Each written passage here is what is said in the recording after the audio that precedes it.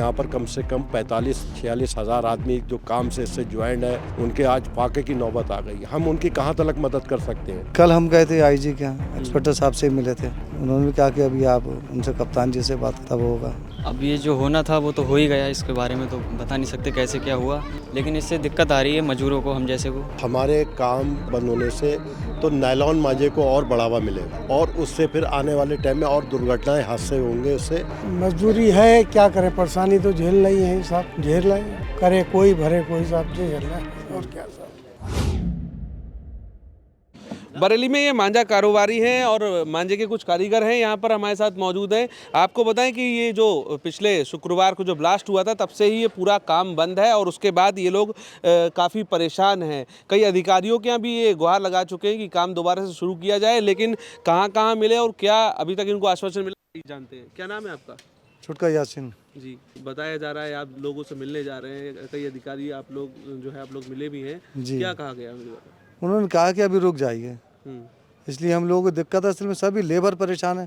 अच्छा, हम लोग भी पैसे कहाँ से दें? इसी कारोबार से तो है, जब होगा नहीं तो कहाँ से दे लेबर को भी। तो लेबर भी बहुत परेशान है हमारी। कितनी लेबर होगी लगभग? कम से कम 50,000 हैं टोटल। बाकी तो ऑल इंडिया तो बहुत है, ऑल इंडिया कारोबार सब मांझे का यहीं से होता है। सभी लोग परेशान हैं, बाहर से फोन आ रहे हैं। कहाँ मिलके आए आप? किन अधिकारी के यहाँ गुहार लगाई आप? अभी कल हम गए थे आईजी के यहाँ, इंस्पेक्टर साहब से मिले थे। उन्होंने भी कहा कि अभी आप उनसे कप्तान जी से बात करना तब होगा। देखो आगे भी कर रहे हैं, इसीलिए आपसे भी देख रहे हैं कि आप लोग हमारी मदद करें इसमें, ताकि हमारा कारोबार चालू हो जाए, तो ये लेबर जो परेशान है ये ना हो। बहुत दिक्कत है असल में। तो अब कैसे मतलब जो है गुजर बसर हो रही है, क्योंकि 7 दिन तो लगभग हो ही चुके हैं। जी, बस कैसी भी अब चल ही रहा, चटनी रोटी।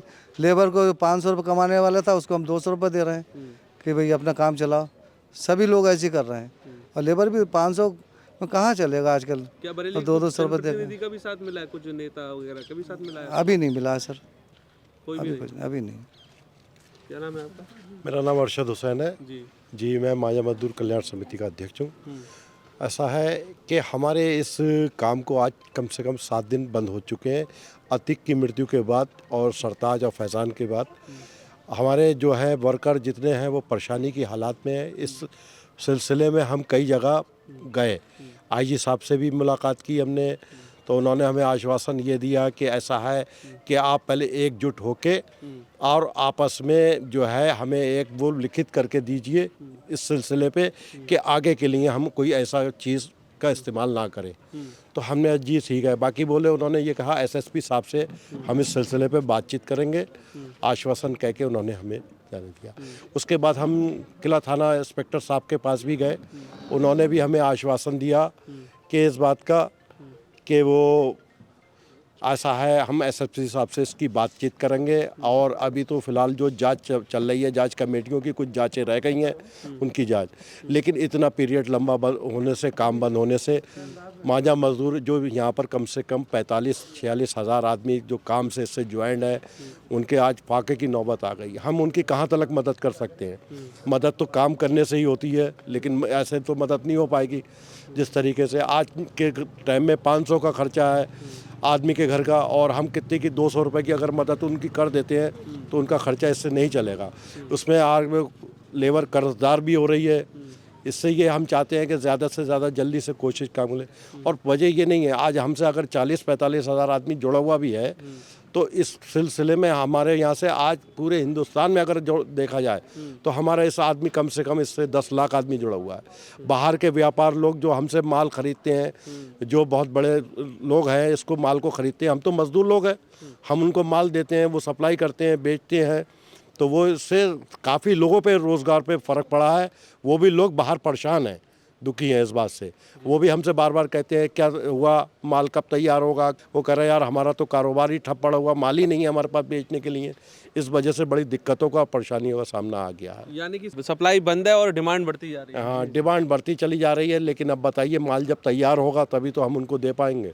माल तैयार ही नहीं हो पा रहा है, सब काम बंद पड़ा हुआ है, बिल्कुल जो है ठप पड़ गया है। इधर देखिए आप, सब सन्नाटा मचा हुआ है बल्लियों पे, सारा काम बिल्कुल सन्नाटा पड़ा। पुलिस प्रशासन हमें काम के लिए, हमें ये समझ में नहीं आता। काम लगाया था आपने? जी हमने काम कहाँ लगाया, काम जब से बंद है, जब से हमारे चौकी इंचार्ज साहब ने, वकार साहब ने इस काम के लिए हम लोगों से ये कह दिया कि काम ना लगाइएगा। जबकि काम से तो कोई ताल्लुक़ नहीं, अगर हमारा काम लग जाए, हमारी तहकीकात कर लो आन के हम क्या चीज़ लगा रहे हैं, क्या चीज़, काम जब लगेगा तभी तो तहकीकात जांच होगी। घर बैठे तो कोई भी काम नहीं होगा, जांच नहीं होगी, इस तरीके से तो मजदूर भी भूखे मर जाएंगे। काम को लगना चाहिए, काम शुरू हो जाए तो बेहतर ही रहेगा। इसमें हमारे काम बंद होने से तो नायलॉन मांझे को और बढ़ावा मिलेगा और उससे फिर आने वाले टाइम में और दुर्घटनाएं, हादसे होंगे उससे, क्योंकि जब माल मार्केट में नहीं पहुंचेगा तो बाहर का व्यापारी जो है वो नायलॉन मांझा या प्लास्टिक बेचना शुरू कर देगा।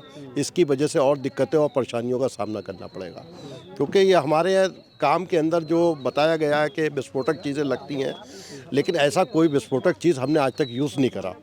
हाँ, उन्होंने किस तरीके के लिए क्या यूज़ करा ये ऊपर वाला ही बेहतर जानता है।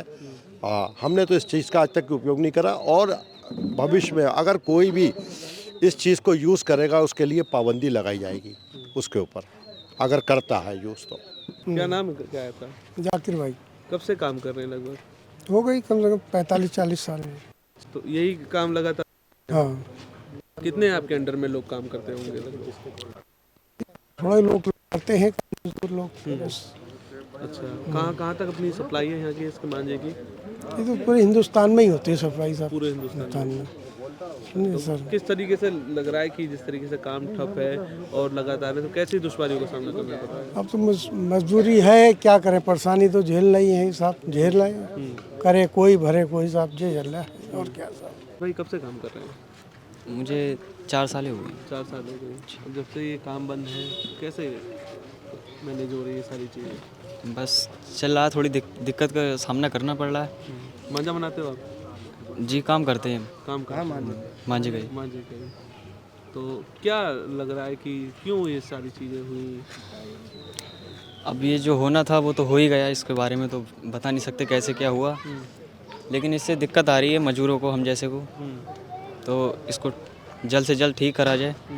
परेशानी हो रही आप है। भी बनाते हो तो कोई ऐसी चीज़ तो उसमें होगी नहीं जो शायद विस्फोटक हो इतनी? नहीं ऐसी कुछ, ऐसे कोई चीज़ नहीं। ऐसी कोई चीज़ होती तो हम यहाँ खड़े होते, हम्म, वो तो काम कर चुकी होती अगर ऐसी चीज़ होती। तो ऐसी चीज़ का यूज़ नहीं करते हैं फिलहाल, दिक्कत का सामना करना पड़ रहा है। तो आप देख सकते हैं मेरे पीछे ये तमाम वो मांझा बनाने के ये अड्डे हैं जो पूरी तरीके से सुनसान पड़े हुए हैं। यहाँ पर कोई भी कारीगर काम करने के लिए नहीं आ पा रहा है, क्योंकि उनसे कहा गया है प्रशासन की तरफ से कि अभी आप काम को रोक दीजिए, जांच पड़ताल चल रही है और उसके बाद ही फिर ये आगे की प्रक्रिया सामने आएगी कि क्या होना है। जिसके चलते 7 दिन आज होने जा रहे हैं, काम पूरी तरीके से बंद है। लगातार जो माल है उसकी सप्लाई नहीं हो पा रही है, क्योंकि जब बन ही नहीं पा रहा है तो सप्लाई कहाँ से होगी। और ऐसे में लगातार डिमांड भी बढ़ती जा रही है मार्केट में, क्योंकि आपको बताएं कि ये वो वाकरगंज और हुसैनबाग का जो पूरा इलाका है, यहीं से बरेली का वो मांझा बनता है और बनने के बाद पूरे भारत में सप्लाई होता है। लगातार बरेली के मांझों की जो मांग है वो बढ़ती जा रही है। ऐसे में काम बंद होने से कारीगरों के आगे तो संकट है ही, साथ ही साथ मार्केट भी इस वे जो है पूरी तरीके से ठप होती चली जा रही है। ऐसे में अब देखना होगा कि कब जांच पूरी होती है और ये जो काम है ये दोबारा शुरू होता हुआ नज़र आएगा। आप देख रहे हैं the leader Hindi, camera person Kaif के साथ मैं अंश माथुर।